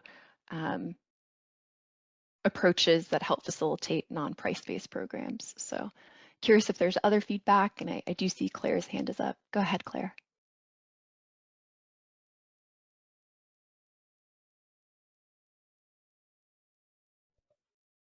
Thanks, Anya. And I join others in support of this approach. I think there's quite a number of us who have been thinking hard about this and trying to come up with a framework that enables entities, load serving entities, as well as other market participants who may have their own load and voluntary targets, and a mechanism that allows them to say, hey, this energy is mine, this clean energy is mine. And so that what then becomes served by the market is the delta of what that entity needs for its load and what energy is attributed. So I think both parts are important. I think there's a reporting part that comes out after the fact, but I think the front end part, which is this mechanism that would allow a utility to say, hey, these are my resources. These are the energy that I own, the clean energy that I own, the clean energy that I am contracted. And then there's something that sits behind this that would then allow the ISO to basically maintain a database that says, oh, PNM, for instance, this energy in this interval was from your designated resource. You only have this little bit of remainder that is actually served by market load, and that then on the other side of this, we have a reporting output reporting either to those mechanisms directly or to state regulators. So I think this is I think where a lot of us are leaning towards is thinking about a more comprehensive approach that is both the reporting side on the back end, but a front end that enables entities to claim resources. And where the coordination piece gets in is we need to think about a consistent framework for how we allow that those claims to occur without creating double counting. Thank you. Thanks, Claire. And maybe just because we're getting into the kind of elements of kind of claiming those resources, I'll only kind of emphasize for price-based programs, there's the committed capacity pathway and ability to kind of pseudo tie a resource in, but recognizing that doesn't exist for non-price-based areas. I hear that concern and need and appreciate that. Go ahead, Alyssa. I see your hands up as well. Yeah, thanks, Anya. I just wanted to weigh in on the importance of the coordination that was mentioned by both Todd and Claire. I think I can't tell how many state regulators we might have on, but I think it is really important that they are involved in this process and have input into it as well, because it is ultimately their state reporting rules that have to then consider adopting a reporting framework that would really enable this post-dispatch accounting framework to be utilized. And so in that way, I do want to echo the need for coordination. And I guess I'm, I think we're in the right time to do it. I think as we shift from a more bilateral world into markets, we have the opportunity to think through some of those reporting rules for states and what they look like and how they may look like in this day ahead market world. And so I don't want to put the state regulators on the spot today, but I guess I would urge them to think through also what their perspective on this is, if they're willing to be involved in this effort as well, and perhaps at some point in the future hear back from them.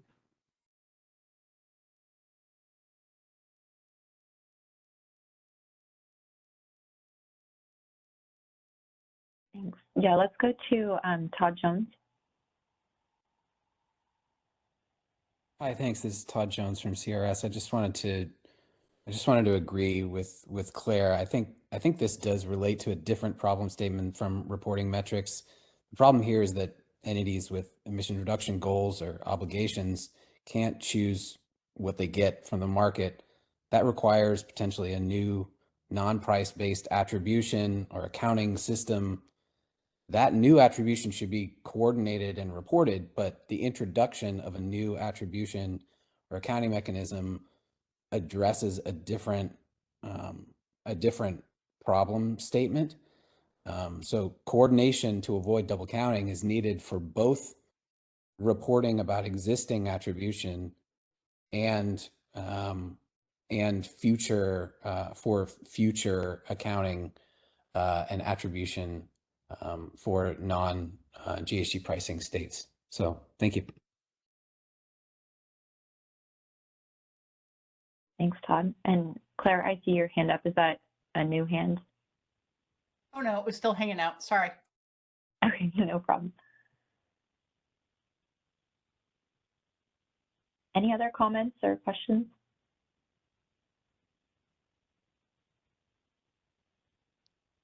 All right, well, great discussion, and I think that was a good kind of primer for some of the upcoming slides and thinking through kind of 4 different scenarios for emission reduction policies and states. So I'll kick things off with a first scenario, which is focused on a state with a declining cap, where the state's objective is to limit the emissions intensity of generation serving load in that state.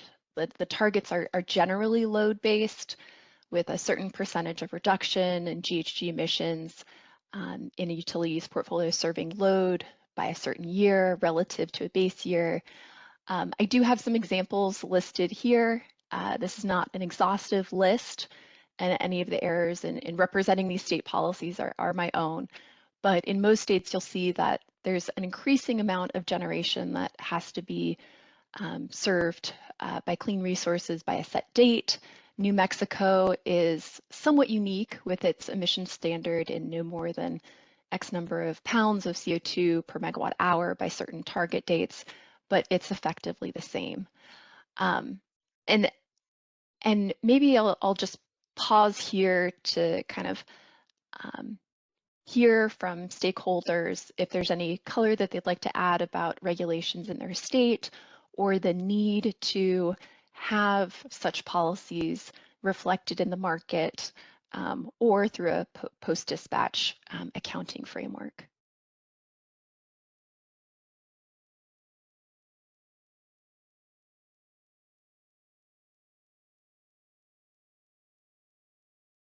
Like we have a hand from Kelsey.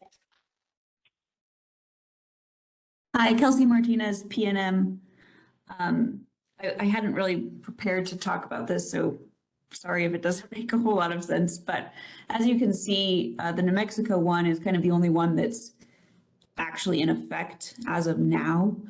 And PNM is struggling with this 400-pound limit currently in our EIM participation because there's no market mechanism to limit your gas resource dispatch through the market.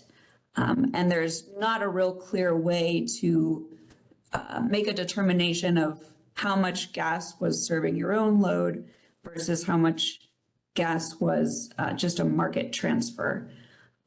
Using base schedules isn't accurate because it doesn't include optimized results.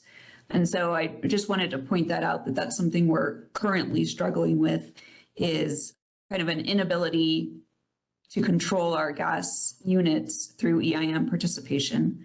And we can't just remove them from participating very easily because they are needed to meet our resource sufficiency requirements such as FlexRamp. So we're currently working with CAISO on our own to figure out how to do this, but I just wanted to raise it to the group to maybe drive some thought process there. And I'm interested to see how Alyssa's statements might help us with this and may change state policy over time in order to make it easier to measure and easier to control in EIM. That's it. Thanks.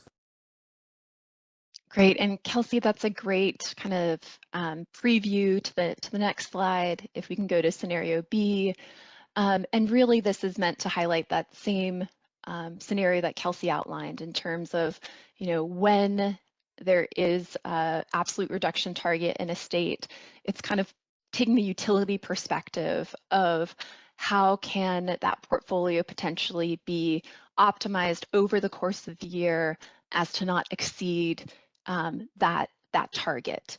And we have New Mexico here as an example in terms of, I think PNM is a great example of, how can that portfolio meet that target over the course of a year, and appreciate that context just in terms of timing relative to some of the other emission reduction policies that we're seeing in the West with longer lead times. I see Claire's hand is up. Go ahead, Claire. Yeah, and actually, can we go back to the scenario A?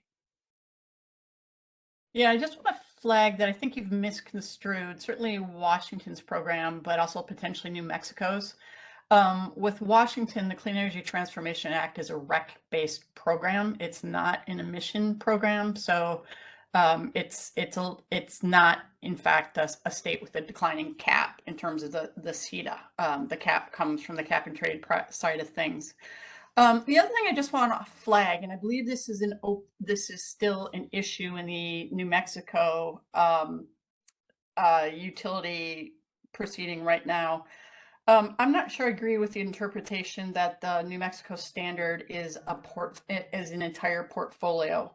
And I believe there's some question of that in the proceeding that's ongoing right now. So I just want to flag, and I don't think it's necessarily relevant for our work, but that I don't think these are exactly characterized correctly. Okay, great. And for folks that, would like to provide kind of that clarification or kind of put it into a new scenario that reflects the problem statement most accurately so that we can address the problem head on, or kind of the phrasing that you'd recommend, open to that feedback. Thanks, Claire.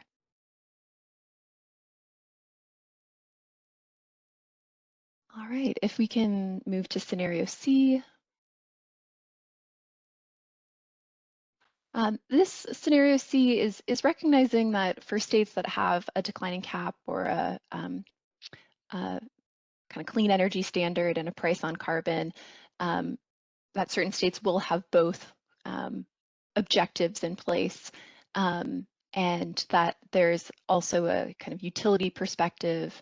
And I think a key difference with the utility target perspective here might also have to do with the generation of that kind of generation fleet that utility has. So recognizing that a utility in scenario B can be very differently situated than scenario C2 in terms of if you have a utility that has a near kind of clean fleet and is participating in the market, they may have a goal to reach a certain emissions target by a date in which market participation would exceed that goal. And I think I'm using LA as an example here, but their zero carbon by 2035 goal is one example I can think of in terms of a utility level target for an entity operating in a state that has both kind of a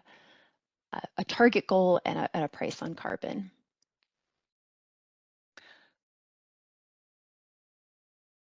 And then let's go to the last slide.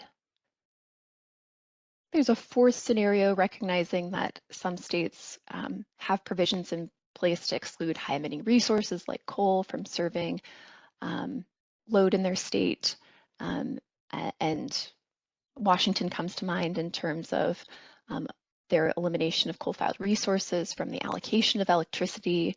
Curious if there are other states or that have such a provision in states or kind of other policies that we should be aware of at the ISO in terms of being able to reflect this in the market. So happy to pause here and take any comments or questions or refinements to some of the scenarios shared.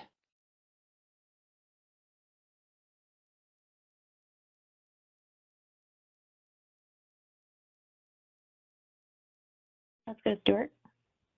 Yeah, I'm just actually wondering, I appreciate the BPA presentation and the framework, and I'm just wondering if there's elements of the kind of early load-based accounting and their framework could come together and work for both price and non-price. And maybe we'll hear more from Doug Howe, but I suspect, you know, you either do it through a dispatch, which will drive constraints and increase prices, and prove to be particularly problematic as you strive for some of these goals, or maybe there's some way in the front end of claiming a resource and accounting for it, and as I say, using the kind of LE kind of proposal in some way. So it's great to have these initial discussions on this, and it's starting to invoke some thoughts. So thank you. Thank you, Stuart. And as I mentioned earlier, Doug is planning on coming to next month's meeting to discuss, his proposed solution. Appreciate your suggestion on, could the previous LA proposal be adapted for some of these scenarios, and welcome, further discussion there in terms of how certain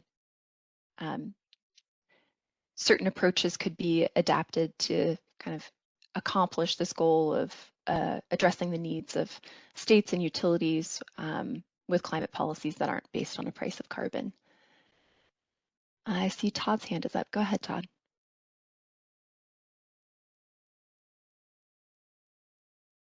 Thanks, this is Todd from CRS again. Yeah, I had two comments. One is, I guess these are higher level comments, but while we're not at the target dates for a lot of these programs, reporting is certainly happening now in most states, either, for just regular GHG reporting that doesn't have a mandate or a target behind it, but even for the programs that do have targets and requirements with dates that are in the future. In many cases, reporting is happening now. So the need for this sort of mechanism or accounting from the market is a need that's already there. And second, I'd like to sort of make this a bit broader than states and utilities. It's also about the needs of energy users with emissions targets, requirements, and those users will need to report retail consumption, and they will need to choose clean or carbon-free.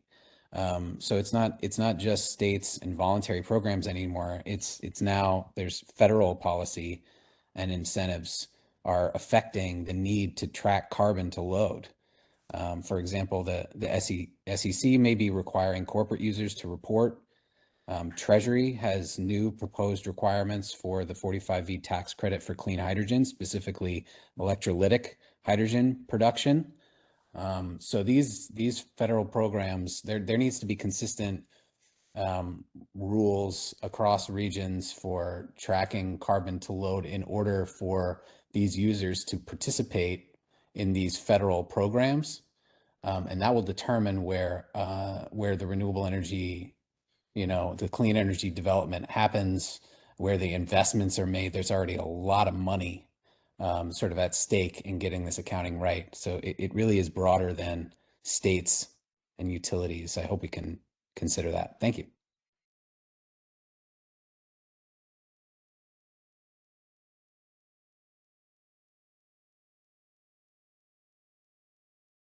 Another hand from Jessica.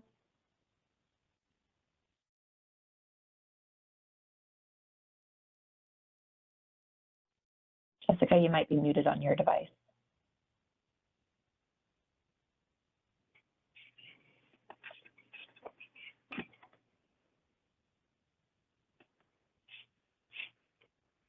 Still can't hear you. Apologize. Sorry, I Okay. had a postman at the door. Yeah, no, thank you, Anya. I just wanted to clarify in this CETA example that we don't see CETA's no coal provision as being sort of in scope in this consideration, because it allows for balancing activity in a short-term market of unspecified energy. So aside from being attributed directly coal, the allowance for unspecified energy carries through currently for terms of under 31 days. So that would take it out of scope for a short-term market. Does that make sense? That's helpful to hear, and just in terms of being able to remove one of these scenarios from the problem statement discussion. Yeah, thank you.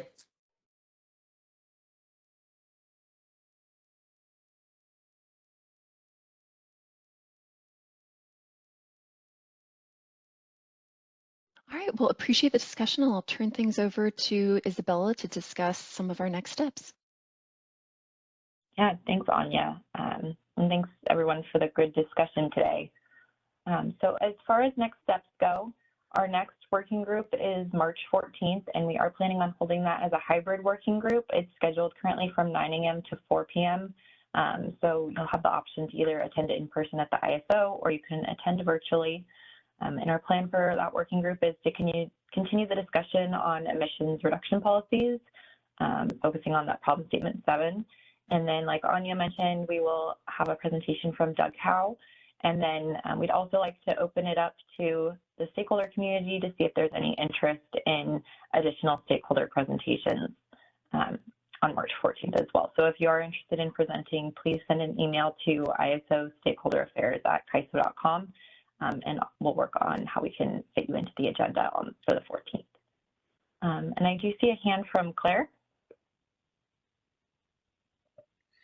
Yeah, thank you. For the 14th presentation, I do think it would be useful to, in addition to the Doug Howe presentation, to continue to explore the idea that Alyssa put on the table and put together a more in-depth presentation on how that might work. So I'm going to take it on myself to reach out to a couple of folks and see if we could volunteer to pull that together for you. Okay, thanks, Claire. All right, and then we have some other dates here looking forward. So April 17th, May 29th, and June 26th, and those topics will be stakeholder determined.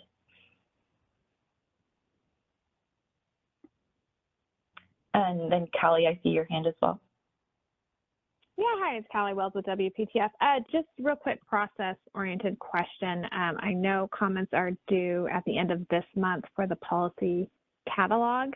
Are all of these issues going to be automatically included in that catalog, or do stakeholders need to submit them separately through those comments for them to be included in that catalog? Yeah, great question. I think the annual policy catalog process is still receiving discretionary initiative submissions. I know GHG is on it, but we encourage additional submissions if you have them. Okay, that's great. I just wanted to make sure, because I know in the catalog meeting, it was a little unclear whether or not the CAISO, because we have been going through all these working group efforts and talking through issues, whether or not the CAISO is going to automatically continue with these policy discussions in that catalog, or if they have to be resubmitted by stakeholders. So it sounds like they're in there, but obviously additional support through comments is useful. Yep, exactly. Thanks, Callie. All right, thanks.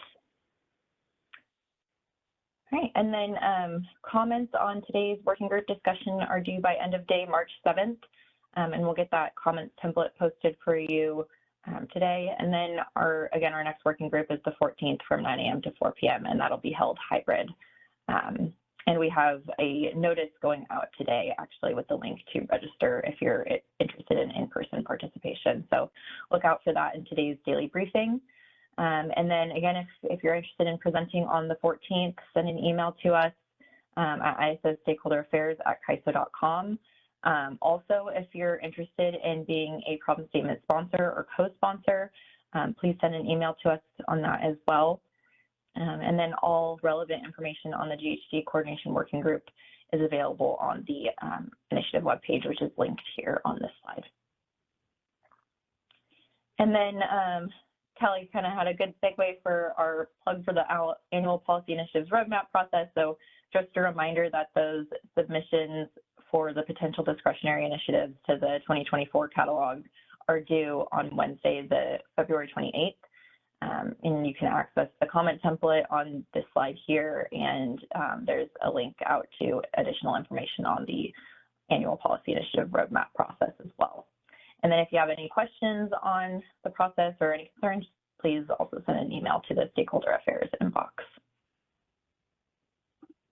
And then lastly, I'm excited to share with you all that the ISO will be hosting its 2024 Stakeholder Symposium this year on October 30th at the Safe Credit Union Convention Center in Sacramento.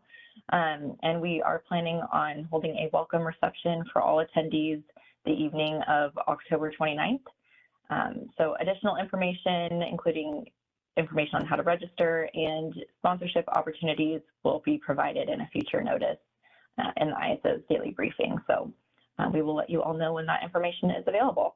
But if you have any questions on the symposium, you can contact us at symposiumreg@CAISO.com. So with that, I'll pause and see if there are any last questions before we conclude today.